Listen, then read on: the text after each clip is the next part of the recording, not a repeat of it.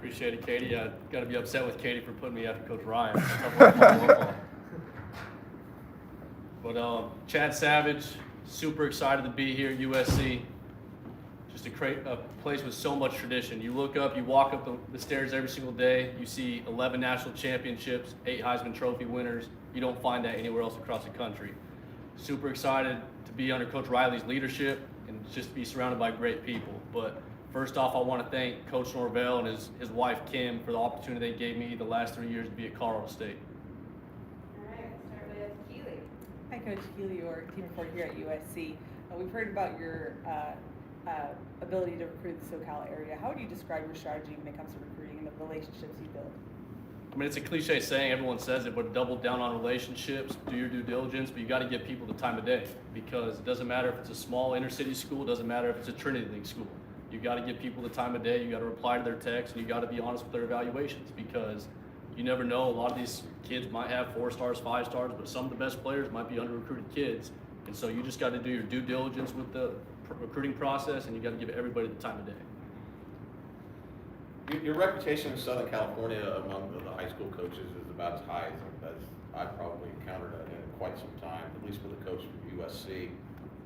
How did that develop? Would that have been, if your territory was Seattle, Washington, would have that become like Southern California in the same way? Or just talk about the process of how kind of developed into where you are here. I was fortunate to have Southern California, the last 2 schools I was at recruiting-wise, and so I had LA County, I had Long Beach, I had San Diego, and it doesn't matter if it was LA, it doesn't matter if it's Seattle, Washington, like you said, you got to spend time with the people. And so when you go to a school, you see a lot of coaches just go by, shake hands, and they're in and out of the office in 10 minutes.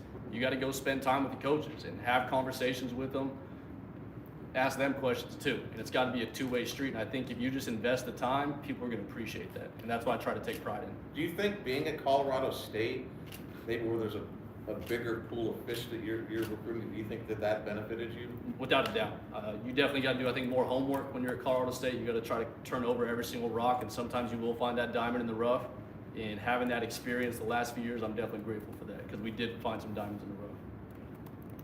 Chad, just to go off that, you haven't kind of registered. You're now, going after where you might have been going after more kind of the unturned stones, Colorado State. Now you're going to be competing for 5 stars nationally. How was your experience at Colorado State with learning to develop those relationships? How do you feel like you can apply that to having more resources and a bigger pool to work with at USC? Maybe? I'm just excited. I mean, wearing the USC logo, doesn't matter where you are. It doesn't matter if you're Southern California, Arizona, on the East Coast, this logo carries weight, and people recognize what USC is. And so now just continuing to be who I am. I'm not going to change up just because I got a different logo on. I'm continuing to be Chad Savage. I'm going to be loyal. I'm going to be diligent, and I'm going to just be respectful to people. I was raised on certain values, and it doesn't matter what school I'm working for, those values are going to stay the same. And so at Colorado State, like we talked about earlier with the previous question, we combed through every single school, and we were able to find some good prospects. I'm still going to continue to do the same thing at SC. Yeah, there's some guys that are going to have the high rankings.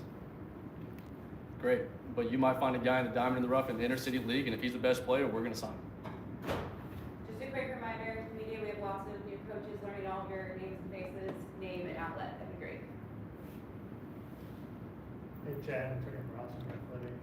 How do you plan on splitting time between receiver and tight end and other kind of roles and stuff like that? How do you split time to practice, meet and all that stuff? We're still kind of working through that dynamic now that we're off the road. The last 2 weeks, obviously, we were on the road recruiting, and so we were back in the office Monday watching cut-ups of the offense and kind of talking through the dynamic of how practice is going to run, how meeting structures will work out too. But that's a conversation we're talking about right now. Hey Coach, Connor Morissette with USCFootball.com. You're known as this great recruiter, and I feel like that's a huge part of your reputation. But let's hear about you as a coach. What's your identity as a coach, and what do you want to accomplish on the practice field every day?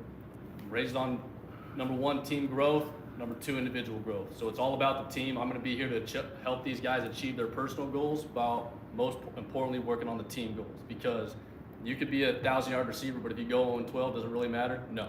So let's get everyone eat. Be very detail oriented, because I believe the difference is in the details, but at the end of the day, I want it to be a good experience for these guys. I want to create excitement, because I believe happiness increases the time of exhaustion. And so these kids, whether they're here for 3 years, 4 years, 5 years, this should be the best experience of their life. And so when their feet hit the floor in the morning, I want them to be excited when they come to the building to play for me. Ryan Young, TrojanSports.com. We spent a lot of time today talking about the new personnel and recruiting department. From a coach's perspective, how does Chad Bowden and that staff make things easier for you, impact what you all can do as coaches recruiting-wise?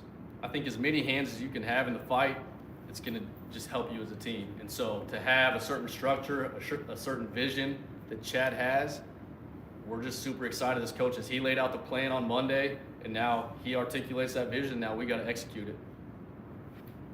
Benjamin Royer at the LA Times. Chad, can you kind of talk about being a younger coach and what that perspective gives you in the modern day college football world? I see myself as a self-starter. I see myself as a high-energy guy, and so being a younger guy can relate to these guys.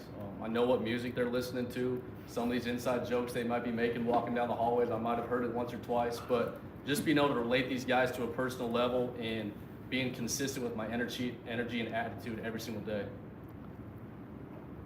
Because you see me at practice, I'm gonna be flying around, I'm gonna be running around, I won't be walking. And that's just who I am as a coach, and I think when you perform with high energy, energy is contagious, and so if you're a coach with high energy, it's gonna wear off on your team and you're gonna see what you want. Hey Coach, Ryan Dowd here at the LAFB Network. Welcome to LA. Appreciate it, thank you. You know, you've probably met these guys maybe once or twice, on recruiting, but this room you're inherited, super talented tight end room, plus the inside receivers. The meeting you have had, can you talk on just kind of what you've seen from these guys so far and what you can get out of them? Yeah, my first day on the job, I was able to meet with these guys, both the inside receiver group and the tight ends. It was a quick meeting, 5 minutes, and to be honest, that was the only meeting I had because after that I was on the road for 2 weeks. Saw the guys yesterday, a few guys are coming in here and there, but realistically, I just talked about the standard of the room, how we're gonna operate, how we're gonna do things, and we're gonna set the standard high because that's what we're gonna achieve, and this place has high standards. And so we're not just gonna set the bar low in our room, we're gonna set the high standard, and we're gonna go after it every single day. And we're gonna carry ourselves like pros, and it's my job to take their talents to a level they can't take themselves.